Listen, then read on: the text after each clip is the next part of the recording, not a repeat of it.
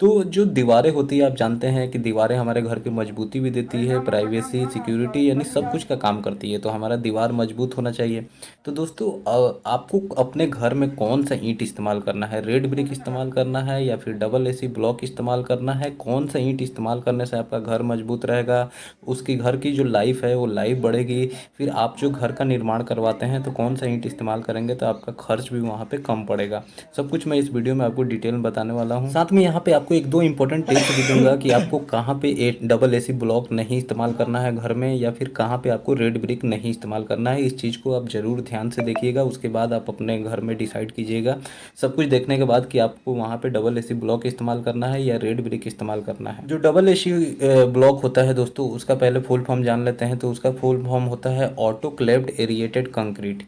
ठीक है, ये देखने में आपको काफ़ी बड़ा साइज दिखाई देगा, आपको लगेगा बहुत हैवी होगा, लेकिन दोस्तों ये बहुत ही हल्का होता है। सबसे पहले जानते हैं दोनों ईंट के साइज के बारे में। तो सबसे पहले बात कर लें यहाँ पे डबल एसी ब्लॉक की। तो डबल एसी ब्लॉक आप देखिए, जैसे आपको दिख रहा है कि ये इसका साइज जो है आपको देखने में काफ़ी बड़ा लग रहा होगा। वहीं जो ये रेड ब्रिक जो है आप देख सकते हैं, इसका जो नॉर्मल जो साइज आता है आप देखिए कि 3 inch by 4 inch by 9 inch की आती है।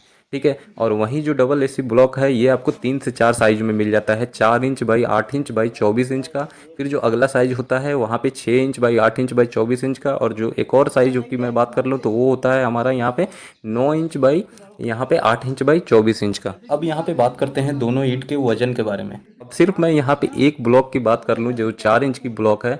तो 4 इंच का ब्लॉक जो है वो आपका लगभग 7 ईंट के बराबर एरिया में, एक एक ब्लॉक आप लगाते हैं तो 7 ईंट के बराबर एरिया कवर करता है। अब वजन की बात करें तो जैसे एक ब्लॉक का 4 इंच का जो ब्लॉक है उसका जो वजन होता है लगभग 10 से 11 केजी होता है। और वहीं जो आप 7 ईंट अगर लगाते हैं उतना एरिया में तो आपका लगभग 24 से 25 केजी वो वजन ले लेता है। तो वजन भी आप देख सकते हैं कि डबल एसी ब्लॉक का बिल्कुल आधा हो जाता है। तो यहाँ डबल एसी ब्लॉक का जो वजन होता है वो बहुत कम होता है। इसके वजह से जो हमारा कॉस्ट होता है बिल्डिंग बनाने का वो बहुत कम हो जाता है। वो आगे आपको मैं पूरी डिटेल में वीडियो में बताऊंगा, तो वीडियो को आप पूरा जरूर देखिएगा।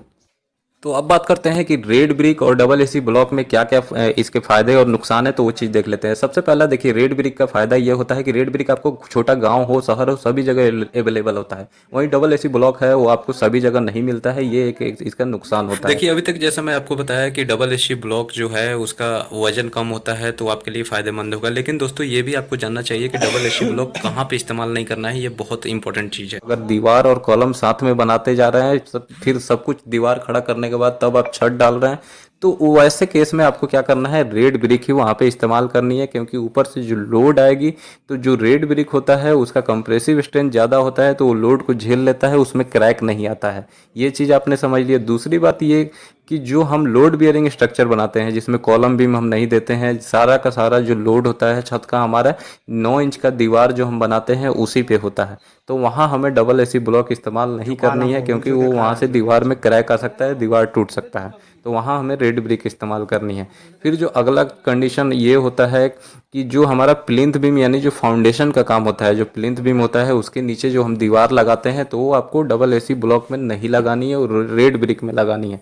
क्योंकि वहाँ पे जो क्या है कि जब हम मिट्टी भरते हैं उसमें दीवार बनाने के बाद, तो मिट्टी बाहर की तरफ हॉरिजॉन्टल फोर्स लगाता है, तो वो बाहर की तरफ फोर्स लगाता है तो वहाँ से वो डबल एसी ब्लॉक आपका टूट सकता है, उसमें क्रैक आ सकता है। इसलिए वहाँ पे ईंट की दीवार आपको लगानी है, वो अच्छी पकड़ बनाती है। वहीं पे अगर आप डबल एसी ब्लॉक यूज करना चाहते हैं तो आपको डबल एसी ब्लॉक के लिए आपको करना क्या पड़ेगा, जो फ्रेम स्ट्रक्चर का मकान होता है, जैसे कि हम वहाँ पे अपना कॉलम खड़ा कर लिए, फिर अपना बीम बना लिए, छत की कास्टिंग कर लिए, फिर बाद में उसमें क्या होता